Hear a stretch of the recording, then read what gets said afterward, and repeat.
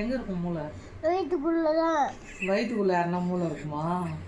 உன் மூளை என்னதான் சொல்லுது? யார் உனக்கு சாப்பிட சொல்றது? மூளை என்னன்னு சொல்லுது? அந்த மூளை கிட்ட சொல்லி எழுதுனாதான் அம்மா சோறு போடுவான்னு. ஆனாலும் அது அடங்க மாட்டேங்குதா? அதுக்கிட்ட சொல்லு, எங்கள் அம்மா அடிப்பா மூளை ஒழுங்கா எழுதிடு மூளை, அப்பதான் சோறு போடுவான்னு சொல்லுவோம் மூளைக்கு. நீ எழுதி சாமி, எழுதி சாமி, இன்னும் 2 லைன் தான். நீ அப்போ கூட மூளை கேட்க மாட்டேங்குதா?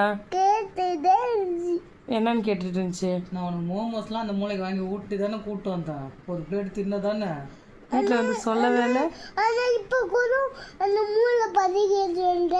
ஆமாவா? சரி, இந்த 2 லைன் எழுதிடு மூளை, நான் உனக்கு வயிற்றுக்கு சோறு போடுறேன்னு சொல்லிடு. வா, நீ நம்ம கண்ட்ரோல் தான் நம்ம மூளை.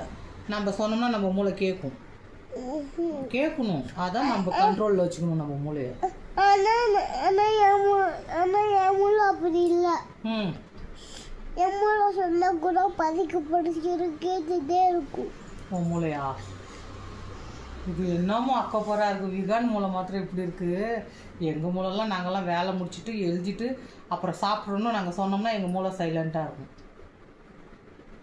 சரிம்மா? ஆனால் என் மூளை சரியாகவே இருக்காது. நீ இப்போ எழுது பார்க்கலாம். உன் மூளைக்கு சொல்லிட்டு ஒரே ஒரு வாட்டி எழுது பார்க்கலாம். மூளை, நான் சொல்கிறேன் 1 போட்டு 6 இது என்ன? அது என் கண்ணுக்கு தெரியல. 1770.